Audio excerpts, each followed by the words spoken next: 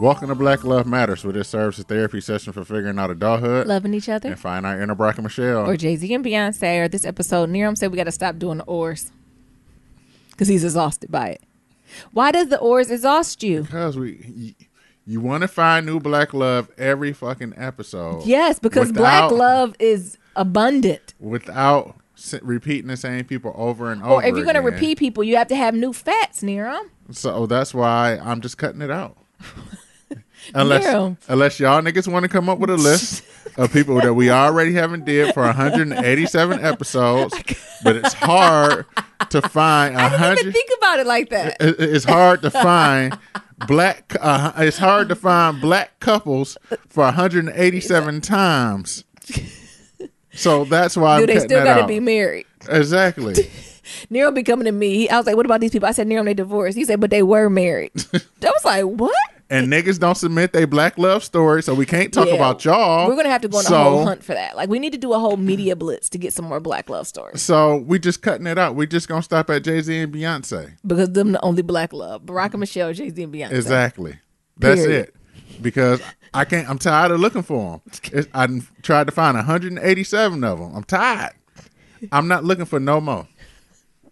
Because you go online. Should we say Neram and Nyambis? We can. Okay. Because we go online. I go look at different articles. I had this running list. I done ran out. And then when you go online, look at them like Ebony, Essence. It's the same three people. It'd be the same people or it'd be the people that broke up. And it's only 30 people on the list. Exactly. I say y'all keep using the same 30 celebrities. Because I be looking like for famous civil rights leaders, judges, and the Christian. Like, you kind of keep going down there. Maybe we just going to just start doing some local. I'm just start looking at the local black churches.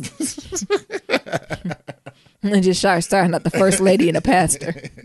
Because the first lady and the pastor at the black church's website, they had a love story on there. Right. And I'm going to just read it. First lady, Barbara, and pastor, Doc and Deacon, Pastor Washington. met on one Sunday morning. So that's what we just going to have to start doing. Because I can't find no more. I'm done looking. And then even if you go for like super powerful, like, black women that I'm aware of, none of them married. No. Or got niggas or bitches, and they claiming.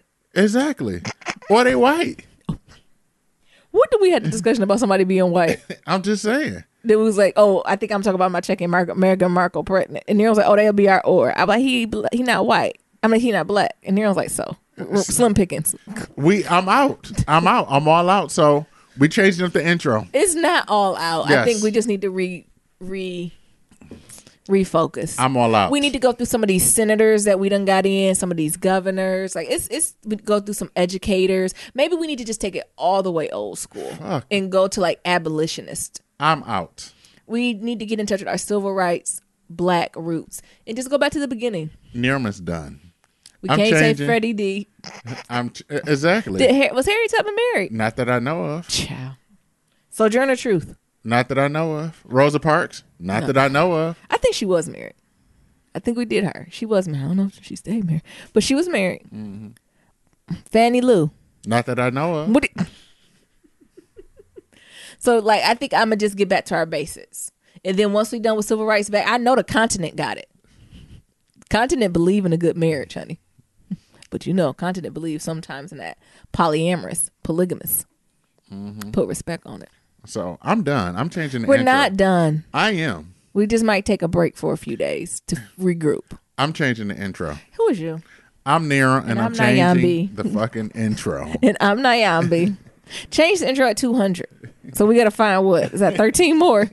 Let's do it at 200. So 200 could just be a clean break. So we got to find 13 more niggas. No nigga love stories. 13 more. Come on, y'all. We just we just gonna start shouting out our friends and see if they pick up on it. And the thing is, we ain't got that many friends. So come on, who ain't good? We gonna run out after 5. Exactly. Then I'm gonna be we're at 190. We're at 190. So yeah, I'm changing the intro. Can we do intro. exes too? We can do our friends' exes we like. What TV show was that? Was that? Maybe we could do TV show, but I don't like doing fake shit. That's what I'm saying. I don't want to do real people. We're going to have a new intro. Okay. Just like how Queen Sugar got a new intro. Queen Sugar got a new one. I thought they did. Oh, I mean, they changed up a little bit. Or The Walking Dead. Or what about like American Horror Story, where it's still the same beat, they just remix it? Yes. Yeah. Are we changing this up? Because I can't find no more It ors. is Nerams. We're gonna start using our friends and family, and we're just gonna say their names, and we're gonna. Nope. Don't like it. Why don't you like it? Because then we're gonna have friends offended because we don't say their names. Exactly. Because we don't view it as black love. we don't view it as a successful black love story. Oh, let's stop. All right, we already said this episode. What? I'm Nyambi. This is episode 187. Be sure to leave a 1, 2, 3, 4. Bang, bang, bang, what? Niggas. Ain't that it? Oh, yeah. That's hood things. Didn't they used to have a show called Detroit 187? Yes. Oh my God, it's so disrespectful. Before I was highly interrupted, be sure to leave a 1, 2, 3, 4, 5-star rating and review on Apple Podcasts and on Stitcher, and follow us on all forms of social media at Black Love Matters. That's Black with no K. And I'm changing the intro. Oh Nero, stop being so curmudgeon. I ain't no damn curmudgeon. I think it can work. I think we just got to regroup, right? I think we have to do more thorough searches. We have to search. You know, we can no longer rely on the Googles. We have to rely on a little bit. I have to get my. So what? I got to go to a fucking Encyclopedia Britannica. Do I got that? Or is that me, Nia, or my mama got the Encyclopedia of African Americans? Is that me, I don't Nia, know. or my mama? One of us have it. I can go find that Encyclopedia Britannica. Who got it? Do we have that book?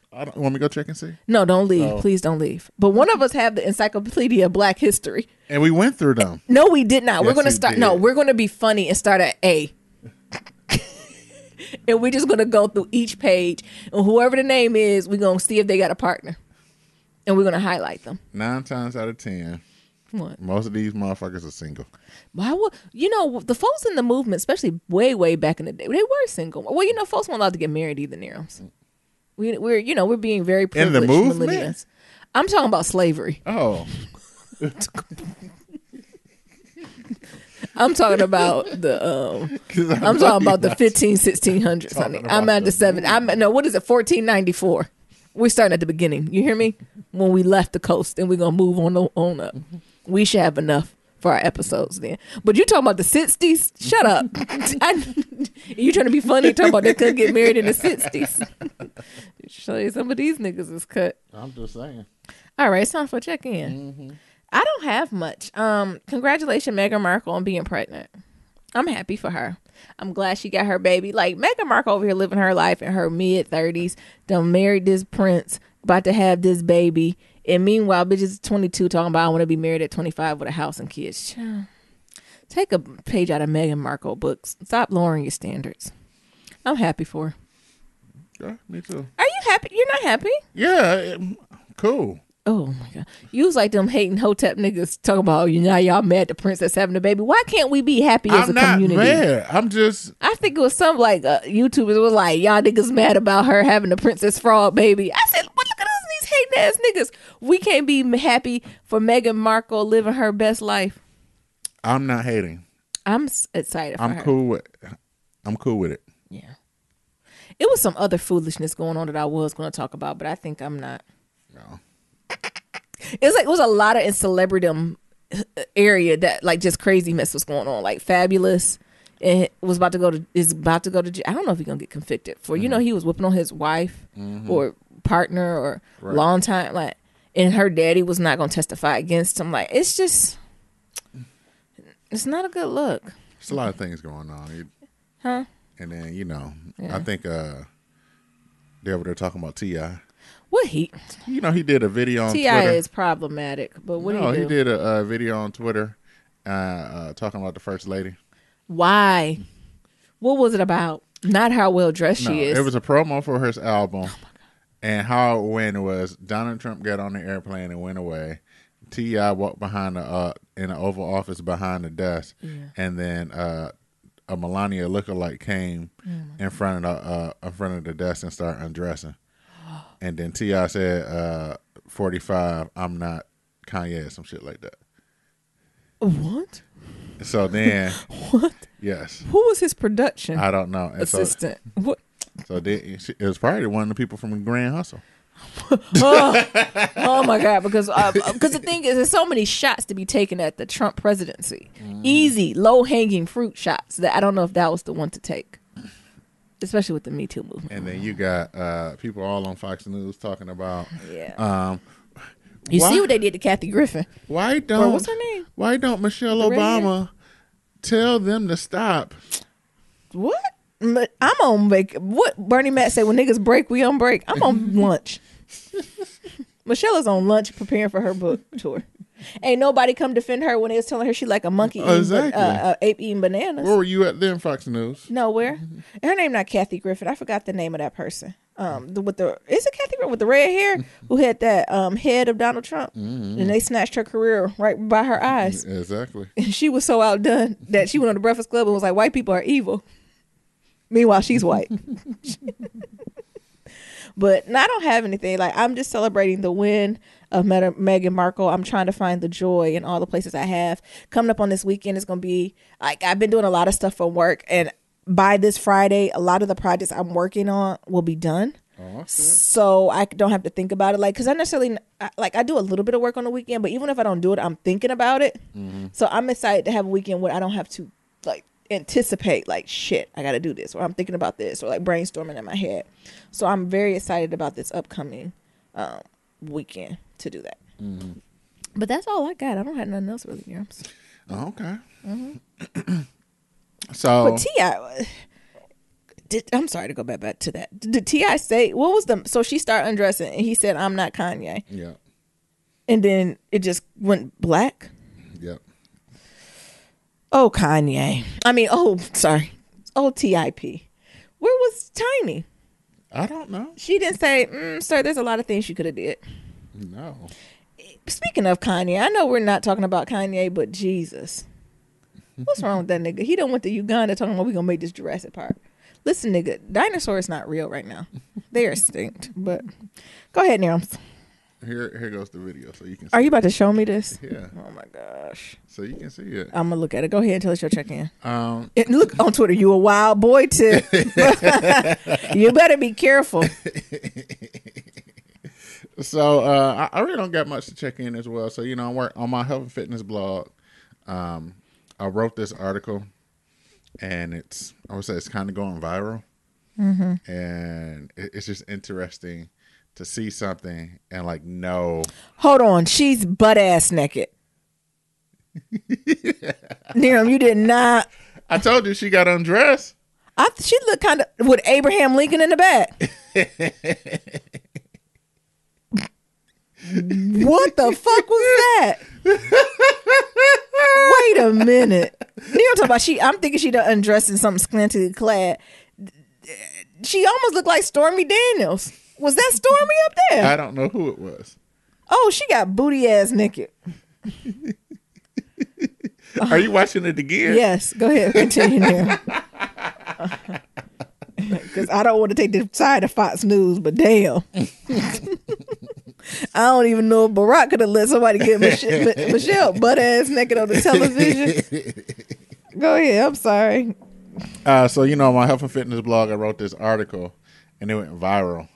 So, I'm dealing with that. And, things that goes viral, you got people that's going to love you. You got people that's going to hate you. So I'm at the phase now where, at first you get like all the love, tons of love, and then you get hate. So now I'm on like the hate part. So motherfuckers have sent me all types of emails. You and T.I. same empathetic. Motherfuckers have sent me all types of emails, all out of order. I done found a couple forums and shit. They talking shit about me and everything. So, I'm just moving through that. It's very interesting though. How do you feel about it? It needed to be said. Mm-hmm. The thing I wrote on my blog, it needed to be said. So I think it's just more freeing and liberating and cathartic to write something and just say my fucking piece, regardless if it would go viral or not. Like, I said my piece and that was it, right? Mm-hmm. Are you still watching? Give my damn phone back. I'm in the Twitterverse listening to niggas' response, and it's just like America. Give my phone back. Niggas is like, you a wild boy tip, and white people are like, how dare you disrespect this mother of.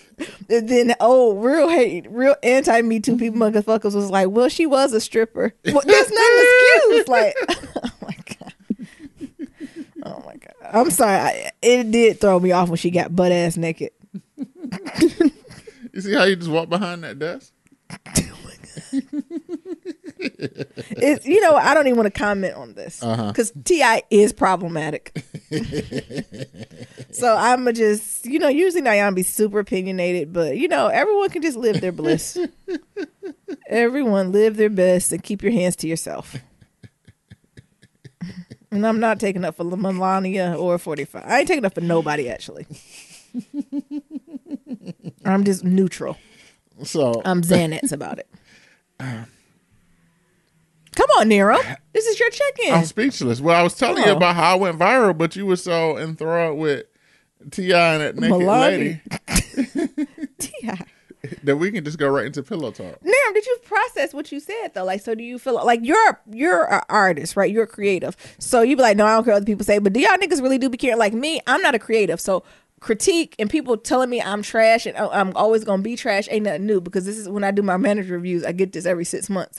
So like, do it feel different? Like, cause as a non-creative, that I feel nothing when people say that. Like, I almost be like, thank you. Like, I almost gonna say thank you for your feedback. But does it feel different as a creative? That's what I want you to process. As a creative that had the experience that I have, like, so working in research, 2 master's degrees and wrote master theses with motherfuckers told me that my shit was already trash. Yeah, it helps. It helps, right? It helps put up a layer. And I don't know if it's good or bad, right? But it helps. It helps, right? Yeah. Also, like, just being fat and having all types of fat jokes and all types of shit at me. Like, the internet ain't said nothing new yet that made me laugh. So, at that point, like, no, like, all the hateful shit niggas be saying, or like the motherfucking emails that I got, that people when it came out, like, just came out the blue and just came out just straight fucking raw and ugly and shit. Yeah, I don't like when people be like, I don't like your language, and then like they use just the nastiest language. Right. I'm like, child. So, for those of you who've miraculously found the... Did you say miraculously? Yes. I mean, I don't know if it's hard, but... It's not. But you do got to put a little effort. Yes. You're not going to find Ayambi, so don't worry about it. But yeah. You're not going to find her ever. But yeah, like, that's it. Like, I wrote it. I kind of already had the inkling, like, when I was writing this, like, oh, like, this shit is going to go viral. Yeah. But just like rappers and shit, you niggas be like, oh, this shit going to be the new. And you put that shit out and that shit be a fucking dud. And you just put out 3 sentences and they be like, this that new fire. Right. That's how But when I wrote it, and, I had sent it around to a couple people to help me, like, edit it or just tighten it up. And then it's like, oh, this is flames. Like, you ready for this? Yeah. And it's like, well, we're going to see. Yeah. And so, it's just interesting. And I think it's cool to, like, actually write something and be like, oh, like, this is going to ruffle some fucking feathers. Or, oh, this shit going to go viral. And then, like, the shit actually do. Yeah. And it's like, I'm not thinking like, I'm not talking like super viral, but hell. Like attention within the community viral. That's what you mean. Yeah. I know what you mean. You're not talking about, you're not looking like for BuzzFeed or like, but you're saying to get the attention of the community. Yeah. Yeah.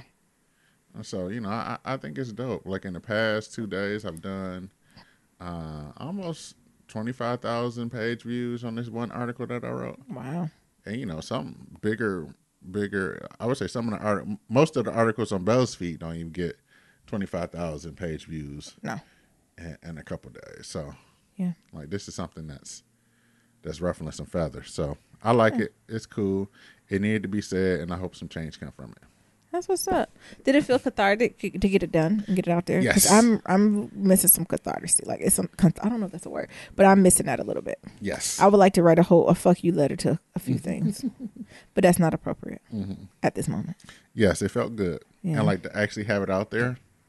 And white people. And like you can always direct them to this fuck you letter. That's the best thing. Oh, I love directing people to resources to help them. Want to know how I feel? Please see link. Yes. Oh, I wrote something that you should check out. And it take people a minute to really connect to what the fuck is going on until it's too late. All right then. Well, congratulations. And I think that's a word to other folks too, right? Like if you say it, put it on paper. Good. We gonna do some pillow talk? Yeah, I'm actually excited. Like, okay, when I do my memoir. Oh, like, shit. This is definitely gonna go in the memoir. Y'all hear Nero's?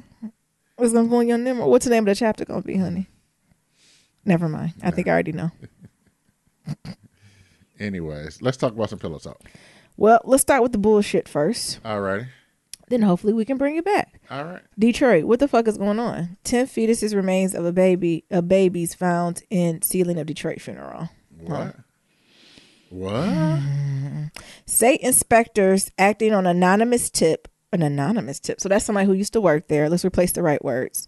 State inspector working on a tip from a nigga who used to work there made a gruesome discovery at the Cantrell Funeral Home in Detroit on Friday. What? Why you making an anonymous tip at a funeral home? From niggas who used to work there. Yeah. According to Click on Detroit, it says the badly decomposed bodies were found in a false ceiling compartment that was only accessible by an attic ladder. AKA this shit was done on purpose. The funeral home was previously owned by the Cantrell family, who was inherited from after his father died in 2016. Check this shit out. It shut down in April due to what inspectors called deplorable unsanitary conditions. How the fuck is a funeral home where they host dead people bodies deplorable and unsanitary? Yikes. They had the button to the report, but I can't go to it. You can't. I mean, I can, but I don't think I physically, emotionally, or spiritually can go to that. It says during their first search, earlier in the year, their investigator found dirty embalming room, 2 molded corpses, and another one covered in a mystery I'm getting chills. Mystery fucking liquid. Ooh. Following those discoveries, the Michigan Department of, I guess the niggas who keep the dead in order, I don't know. Her name this place is the manager of Cantrell. Her name, I ain't gonna do that. Somebody is getting charged for fraud, deceit, and or dishonesty, incompetency, and gross negligence. So the manager of the funeral home was like cited for that, and that's why it got shut down. I'm gonna repeat this again: for fraud, deceit, dishonesty, incompetence, gross negligence, for the practice of mortuary science. Am I saying that right? Yeah. Incompetence is the word I'm linking on. So you got niggas in there that have no idea how to care for with respect and dignity of the dead body. So nobody went to the mortuary school. Ain't it down there at Wayne State? Nope, they ain't go. What the fuck is going on? They also found business operating with expired prepaid funeral and cemetery sales registration. It had failed to deposit over $20,000 received from 13 prepaid funeral contracts. Speak it to the mic, Nero. Oh, I thought ain't nobody hear you. Oh, my bad. Come on. Because I'm disgusted by this. I'm reading too sweet. And then they going to ask the girl who the manager talking about, you know where the body's at? And I already told them what the answer was. No. What bodies? Who? Who you talking about? A body? Yeah, they dead. It's a funeral home. Yeah, you're going to see all types of dead bodies here. And this is the person, the manager. I really don't know how it even happened. She told the Detroit Free Press, it's very unfortunate and definitely need to find out who put them there. Bitch, you the manager. Who got keys? Who got access to the room? Then after receiving another tip in August, the state returned for another search and recovered a fetus and a cremated adult. Nigga, what? What? Now it's some man named Naeed Saeed brought the funeral home and planned to turn it into a community center. My nigga, who going in there? With all them unsettled, and enough sage in the world. All those unsettled spirits and dead bodies. Burn the bitch to the ground. Just level that motherfucker. Burn Cantrell, the home to the ground. No. I don't think if my mama, I live in that neighborhood, I'd be like, I'm going to the Cantrell Community Center. No, you not. No, you're not. No, the hell you aren't. Ain't nothing in there for you. I'm going to make it into a funeral home. And then the person who now owned it from bought everyone. I'm not surprised about the discovery. These people, the former owners, they were dirty, pitiful, and up to no good. He hopes the community center will serve to facilitate a healing process. Again, who the hell is going in there? I don't know. And going back to the latest, what they done found this past week, of the 11 bodies found, 10 were fetuses. 1 was full term. The fetus were in a cardboard box in the attic. The baby that was full term was in a makeshift cotton. What? And the Cantrell family apologized and proclaimed their innocence. He said, I didn't go and try to discover things. I was trying to handle things at hand. On behalf of my family, I'm really sorry that this happened and totally appalled. The fact it occurred, I'm just thanking God it wasn't something I had involvement in. This nigga. I can't. What the hell is going on? I gotta call my mama and make sure my brother been buried because we had our funeral, his funeral at Cantrell. But that was a few years ago. That was a few years ago. Still, so they didn't found fetuses and shit in the ceiling though.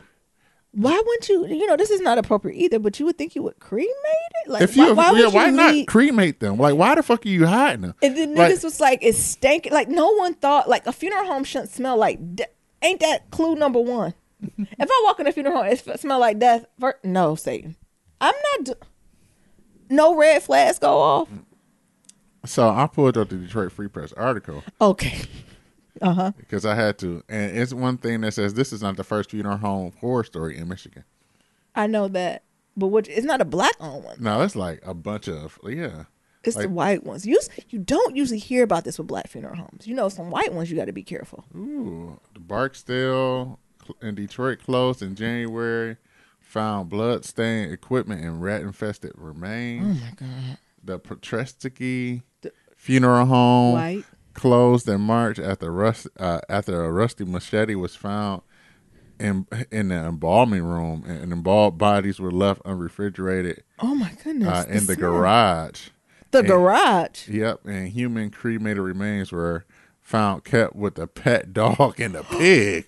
What? What in the Texas Chainsaw Massacre is going on here? Human cremated remains were found kept with a pet dog and a pig. So they was using this shit as a pig in Detroit. Evidently. I'm worried about how the pig got there. So they using this shit as kitty litter? Oh my God. The jar, I don't even know how to say this. The jar white Bukowski white funeral home when Detroit was shut down in 2017 after improperly handling $200,000 from 43 prepaid contracts. Yep. Swanson funeral home in Flint. Swanson. Whoa. Ain't that a black home? Yeah, it is. Swanson, yeah, because the Cheddar Boys. What year? This year. What they did. Hopefully it's just found a rusted machete. Swanson funeral home. That's what they said, a rusted was hit with a disciplinary action from the state. They ain't shut them down. In 2006 after 2016. Okay. After the decomposing bodies were found in their garage. O'Neill Swanson III was also charged with 10 felony counts of funeral contract conversion in June. So getting coins. Ripping off those insurance policies. Yikes. I'm about to be like Nia. Bury me under the tree. I don't need no embalming. Just wrap me in my sheets. Get me a pair of sheets from out the house. Get my favorite outfit and put a tree and get a lemon tree, honey. When I made into diamonds, I'll need y'all to check the diamond. Make sure it's me. It's gonna be from Claire's Jewelry. They gonna come and give me a Claire's Jewelry. They be like, here he go. This is sad though. This is sad. This is disgusting. Like, I don't even know what to say. Me either. I'm sorry for those families. Like, how do you even recover as a family? Like, are they doing like illegal abortions? Like, what the hell is these fetuses? Oh yeah, at the Cantrell, I don't understand where them fetuses came from. Yeah, I'm not following along. Yeah, no, it's kind of crazy. Like, I understand like a stillborn, like maybe a baby died during childbirth. You know, maybe the same thing with the fetuses. If you had it transported from the hospital to the funeral home and maybe they had it cremated and never got it cremated. So what the hell is you passing on to people? Newport ashes? Right. Something in the milk ain't clean. Something not adding up. That's what I'm saying. Like, is this like somebody raping somebody and got somebody held up and every time they have they get... What in a Lifetime movie are you talking about? I'm just saying. I'm just thinking about some crazy shit that happened in Detroit. Yeah, and why they stealing? Somebody got somebody locked up at Cantrell Funeral Home. They using them as a sex slave, and every time they get their ass pregnant, they make them have an abortion. They doing the abortions there, and they put the baby in a shoebox. This is oh my God. What the fuck? I'm just thinking, could it be that? I don't know. Why is it 10 of them? Like, well, whoever this is, this was a shop. Like, this was a thought out, intentional, repeated endeavor. Exactly. That's what I'm saying. This is not a one and done thing. Nope. That's terrible. Somebody need to get charged for this. At the funeral home, that's the other thing. So at these funeral homes, there's no video cameras? I guess. I mean, I guess they say, where the dead going? But and if we did see it, do we want to? You said last episode you was talking about how you ain't care about ghosts and shit. Yeah, look, they get up and walk on that footage. Wait a minute. This day funeral home. But I don't know. This is sad. Like, my thoughts go out to the families who are affected by it. Because you still can run, even on, like, cremation, like, the remains, you can still run DNA. But how do you even know? Like, I don't even know how you begin. Mm-hmm. And this can trail's been open for years and years and years and years. Like I said, my brother's funeral was there. But, you know, I told you when I went to the black one, they ain't wrapped this tight. Like, they missing some chromosomes. Like, the folks who worked there, like, the whole process. I remember for my grandfather's funeral. Like, people were nice. But when you try to talk with them, like, some of the people at the front desk, like, I remember when we were getting the obituary done. Like, some people act like they missing some damn chromosomes. And they not, like, connected to this earth. What you mean? Like, they just... like, you ask them a question, and they'll, like, look off. Like, it's like they don't connect or something. Like... And maybe this is more of the energy of working in the business of the dead, but it's like they had no emotion. Like, it's like, bitch, now. Like, I think of when my grandfather's obituary, like, it was like things that were misspelled and out of place. I was like, no, this don't go here. Oh, okay. So which way it go? Hey, bitch. First of all, we shouldn't be using a marker on this. You should open up your fucking computer and we should be doing this. Like, I feel like I wanted to manage the whole thing. It to the point where to the point I was like, so y'all don't proofread when y'all write these? No. It's like, no, we just do verbatim what people write. I said, okay, cool. And then I pulled out what my mother had written. I said, looks like you're missing 2 paragraphs. So do you do it verbatim or do you proofread or do you do none of that? Uh-huh. And they looked at me like, oh, bitch. What you Because you're the only one with a computer. Well, if you do it verbatim, you're missing 2 paragraphs. So evidently, something ain't right here. Somebody ain't copy and paste. What's going on or somebody here? Now you, or my thing is because you could have went it like, well, we edit down, right? Mm-hmm. Like what's necessary. But you told me you don't edit. Right. You do this shit verbatim. So which one is it? And then it really went ham because a person called my mother back and was like, I got a question during the wake. What? And mom, oh, you didn't know this? No, you didn't tell me this. And then my mother was trying to tell her what was going on because it was about like names of family members. And the woman was like, so do you want me to write it how I had the first time or the second time how you got it written? My mother said, listen here. My mom came in. She's like, nah, you come take this phone because I'm going to cuss this bitch out. Like they just didn't connect. Uh-huh. Right? And the same thing at Pi. You asking them something and they looking at you. I don't work here. I cannot be the first person who asked you this question. Right. I don't do funerals for a living. I go to a funeral maybe once every 5 years. Tops. Like it was just something that was missing. And I don't know what it is. And I didn't want to talk about that too much because I know y'all got me on black hairstylist. So I didn't want y'all to think I was talking about the black funeral homes. But here, the black funeral home is hiding fetuses. Help us. Help us. Help. But you never had, I guess it's been a while since you like did it, but it just seemed like, and everything done. And the thing is, everyone was sweet. Like, it's not the bedside manner that was the problem, but it was like the je ne sais quoi, the sense of action, the bias towards action was lacking. Where it's like, well, this funeral is in 12 hours. Is this going to be done? Right. And then I got funny to be like, well, how y'all print these? Can I get an electronic copy? I'm trying to see if they're slow. But they picked up quick. Oh, no, we can't send that yet. Because I was going to say, go ahead and cancel them rest of them copies as slow as y'all niggas know. You say, can I get a PDF of this? Yep. Let's see how slow. Let's see how slow they really are. They want that slow. Then I got funny. I was like, what program y'all used to create these? Well, guess what? What? What you think it is? It's the most basic. InDesign? Adobe. That is Adobe. Is that what that is? Look, I'm slow like no. Adobe InDesign? Or are you talking about? No, I don't even think it's that one. It's like something I can use. Photoshop? It could be. And I was just like, how much is? Then I'm looking at their price list like, child, bye. I was saying, we need to come up with that job. At least I'll proofread it for y'all. Like, which one is this? Photoshop? I think it's Photoshop. Or Illustrator or InDesign? Maybe Illustrator. Oh, Adobe Illustrator. Yeah. And look, this name. I'm thinking they'll have a whole program, like a whole back-end system set up for that. Mm-hmm.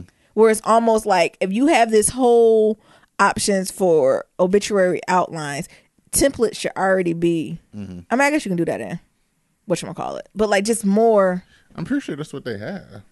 And just fill in pictures and then. But so why when we going to edit the damn obituary, she done came here with a magic marker. And then she done came out with a thick ass magic marker like we doing work on a house. And the marker is too wide for the little writing on the obituary that she don't know what she just wrote.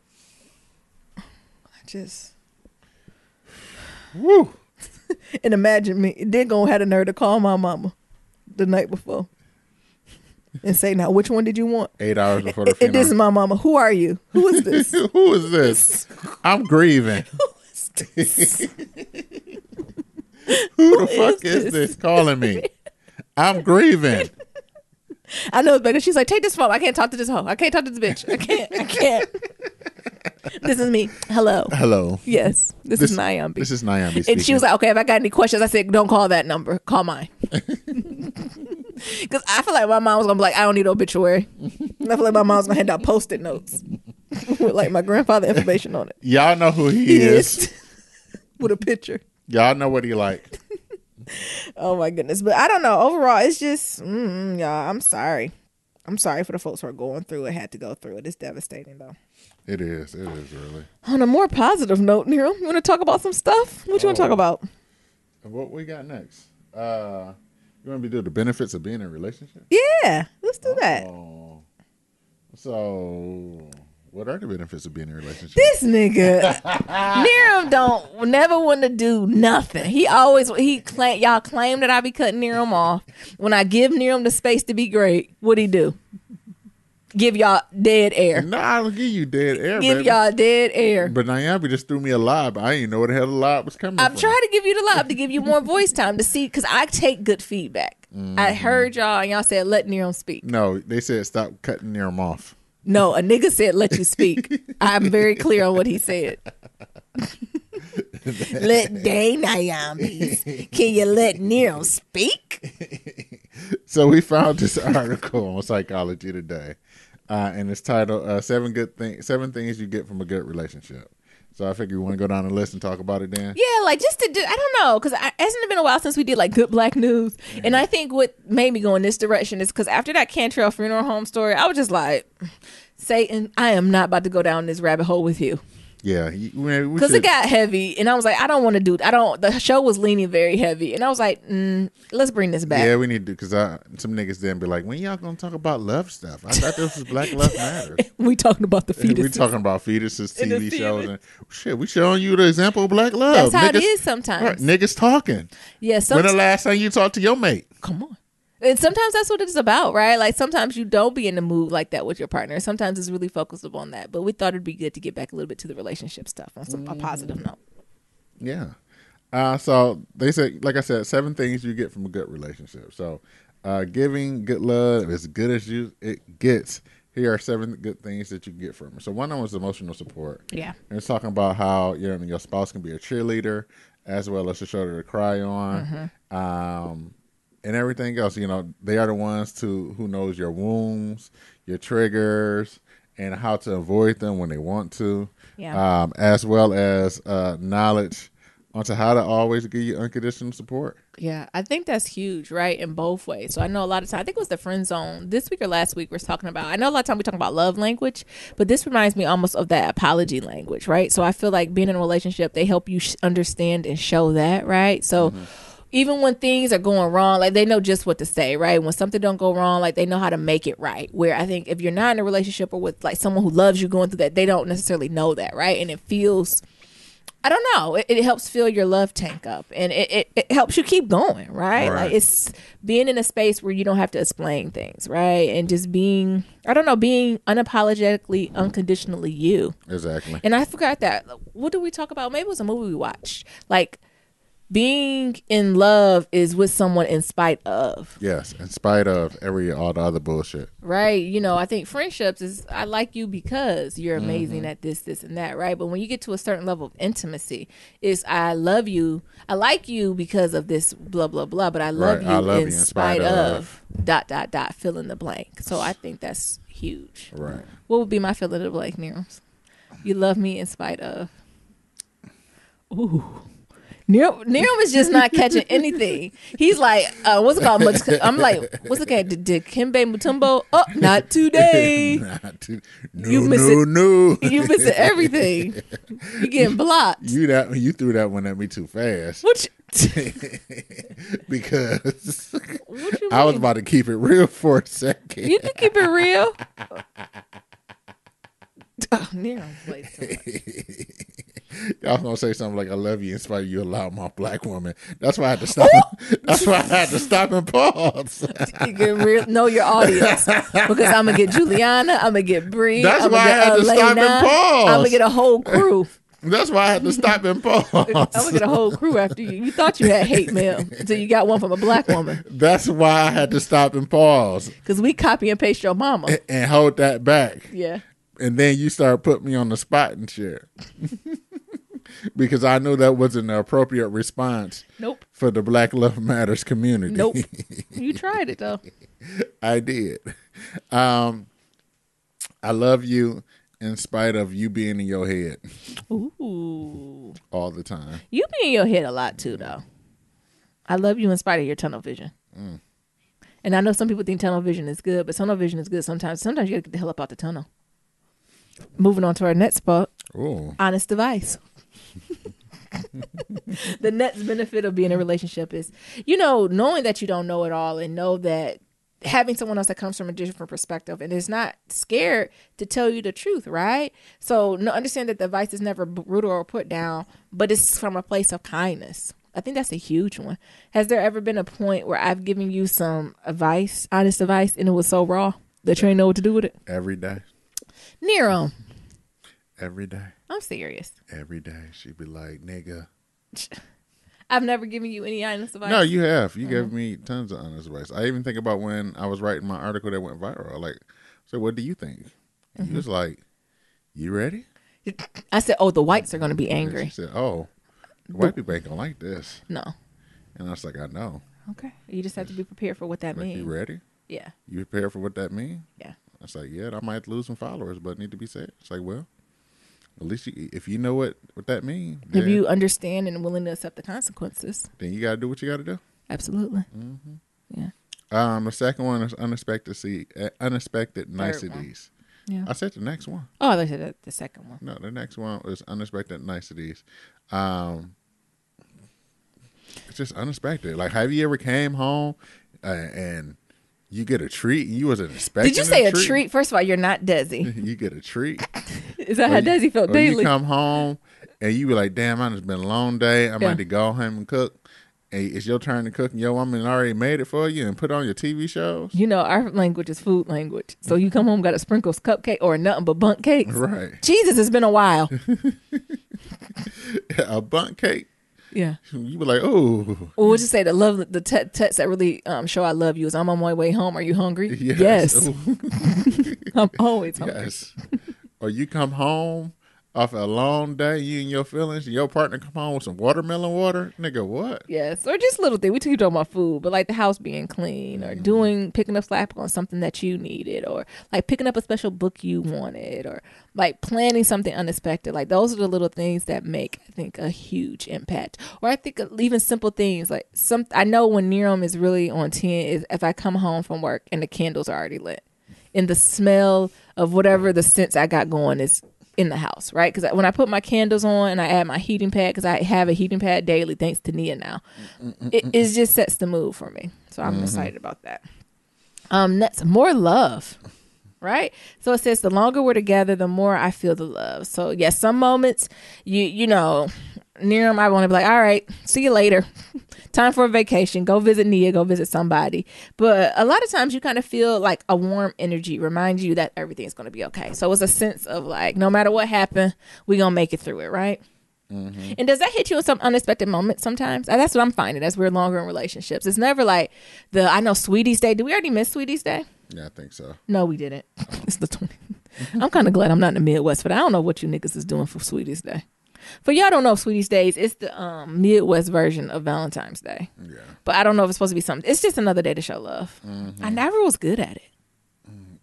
Because Sweetie's Day is supposed to be male focused. Is it? I think that's some shit you niggas made up. I think it's for everyone. I don't We don't celebrate sweetie days in our family. Oh, okay. Oh, just like we don't do Valentine's Day, Lawrence. Mm-hmm, yeah. Who was that? A show? Was that Insecure that didn't do Valentine's Day? I can't remember what it was. No, that was Love Is. Oh, what's his name? Yazir. I don't believe in corporate holidays. Okay, nigga. Me either. Me either. Not a problem. But it is something about like that unexpected where you be like, oh man, he makes my heart smile. Do you ever have moments like that, Nira? Yeah. Yeah. Absolutely. I think about not Valentine's Day. No, I actually just think about, and I know we can keep going back to food, but Naomi's a good cook, right? Oh, we gotta stop talking. You wouldn't know we just ate dinner. Naomi's a good cook, right? Mm-hmm. And she know that my favorite dish from her is her world famous fried chicken. Oh my goodness! Stop doing this. You're making me sound and I know crazy. And the thing is, y'all don't know is that Naomi got this thing about smells and shit smelling up the damn house. Yeah, I don't like so whenever she cooks, she got all the doors closed and all the windows open. Yeah.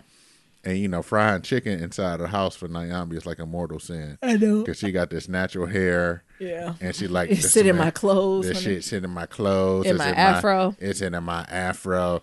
I got to do wash day. It's too much.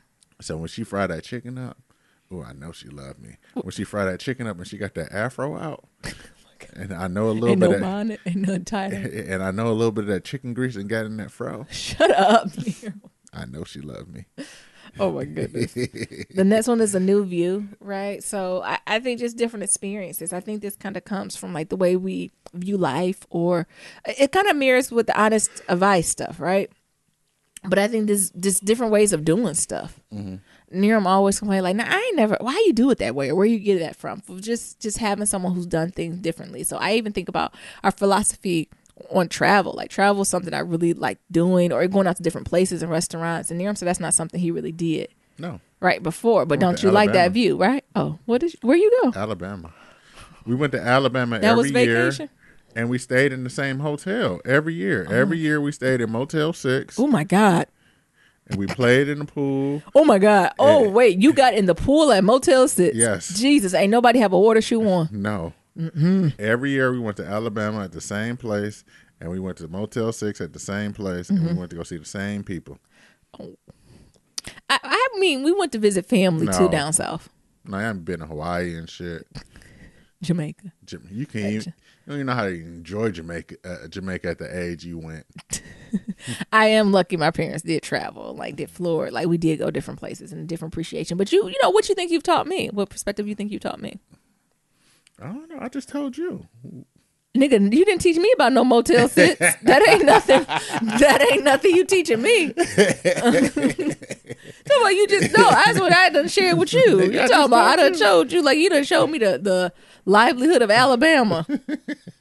No, I think I shared with you the creative process. Yes. You call yourself to not be a creative, but you on a one of the largest podcasts for Black love out there. How many is it? There's only 15. There's only 15. Right. And the next one is family. None of them niggas been in Essence though. Joe haven't.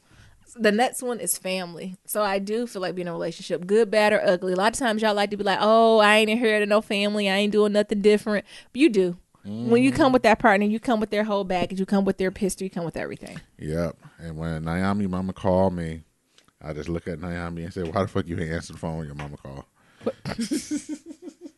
Now I got to talk to her. Okay. Hey, mama. Yeah. Have I seen Naomi? Yeah, she's sitting right here. Yeah, I don't know why she didn't pick up the phone. What? Oh, hey, Niram always stay snitching. I know you're coming from the person who called my mama while we was in the car. Because you was in your mood. Bullshit. And the last one is they have your back. Mm-hmm. And so that means no matter what, they will care for you. They care about you. They can criticize you till the cows go home, but nobody else will try better to be around you and be that support for you. Nice. That's really good. Mm-hmm. It's some other stuff I wanted to add too. Like I'm thinking of like just other tips to just keep love alive, or just that keeps the relationship strong, right? And some things I think about is the idea of keeping private knowledge in confidence, right? So being able to share like things that your partner shares with you, knowing when not to share that with anyone else, right? And even sometimes with friends, and that could be super hard. In respecting that, right? Because it creates that sense of like safety, for your partner to have. Yeah, I was also say like the accepting imperfections. Oh, that's one of your words of wisdom. Yes. Because you can't change your partner. You can't change. They have to want to change for themselves. Because the thing is, it's not about changing your partner. You have to know that over time, hopefully, if you're in a healthy relationship, both of you are going to grow and develop and change and evolve, and you do that together. Yeah. But you cannot change them. And some of them imperfections are going to run deep, and that's who they are too. Mm-hmm. I'm a nigga from Detroit, from the East Side, baby. What? You can't change that. And also, no matter how you want to. I think not taking anything for granted. Right? Like, so especially when you're in relationships for extended periods of time, I think sometimes you take for granted the little, like, I don't want to take for granted when I come home and you have the candles lit. Right? To know that you did that thoughtfully because you know that's something that makes me happy. Yeah. And when you're in relationships, you can get into a habit of where you almost don't see them. That was actually something I was talking with my girlfriends too, that, how do you snap out of not seeing your partner? Or how do you even recognize when you're in that sense of automation? It's been a while since we've been at that point. You can't automate love, baby.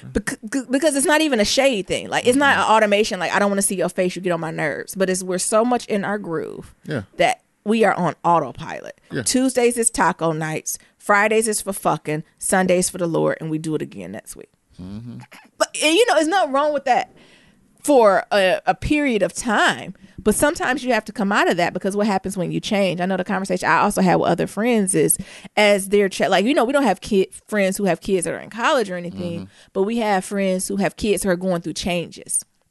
So we have friends whose kids are transitioning from being an infant to a toddler, toddler to school. Like, and traditionally, as kids get older, they need you less and less. Right. Or like the one-on-one support is. And I had someone tell me, like, one day they just looked up and be like, who the hell is next to me?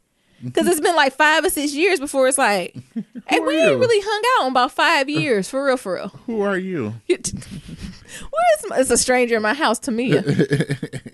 And how do you not get to the point? It's not that they don't love each other, right? They didn't have huge falling outs, but it was just like this grow apart, because their focus has been so much on the being. On a little parasite. On the parasite and work, right? And their subs family, so parents are getting older, that type of stuff, that when the dust settled a little bit and they sat down on the couch and looked to their left, looked to their right, they said, who is this nigga with this gray hair? Who am I with, right? I don't know if we ever been in an automation point like that. I wouldn't say we've been together for a long time though. Yeah, I wouldn't say to that point, but I think it has been times like in full time where I was working on my podcast and I had interviews like every day, or doing Toastmasters, public speaking and all that stuff, where it was times where we were in autopilot, just because of the things. I had a 9 to 5 and I had a 5 to 9, and like, where does love fit in between those times? So, you gotta make it fit though, even if it's just for 5 minutes, honey. Another thing that I think is important is for like a successful relationship is the courage to face threats in the relationship. I've noticed that arguments are more intense and take longer to heal and work through when you don't face it head on. So it'd be some of them situations where it might have been brewing for months and months, that it was never, everything around it is talked about. Like, this is the take out the trash conversation, right? So I want you to take out the trash, but the deeper point is, by you not taking out the trash, I feel as if my opinion or something I ask you is not a priority. Therefore, you don't listen to what I say. Right? Like, it's deeper than take out the trash, right? And this has become a theme. And I think that having that relational courage to address the threats and know when they're happening, because all relationships have them, and it depends on the area in which you're at, of when they're going to happen and what they're going to look like. I agree. Because it's like when you funky, right? My mom always say, you funky before anybody else know you funky. Because when you sit down too long, you get up, you get that waft. Oh my God. When the salt hit the tongue, hair hit the ass, when the waft hit the nose.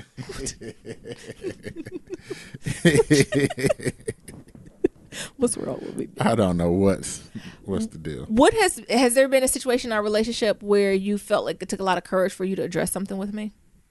I think there's been a few times where like you didn't want to do it. Yes. That's the hard part. There's been a few times where you just been so much like in your own head that I'd be like, I got to do this shit. Yeah. Because I know if I call her out on her shit, the first thing Naomi do, instead of listening, she like to fight back because, you know, she a Leo. So, you know, you just can't tell Leos about themselves without, you know, coming with a complete argument because they already got 5 things about you that's imperfect. Shut up. 10. No, just joking. My point exactly. Yeah. So, yeah, it's been times it's like, I got to go through this shit. Yeah. I got to do this. I don't want to do this.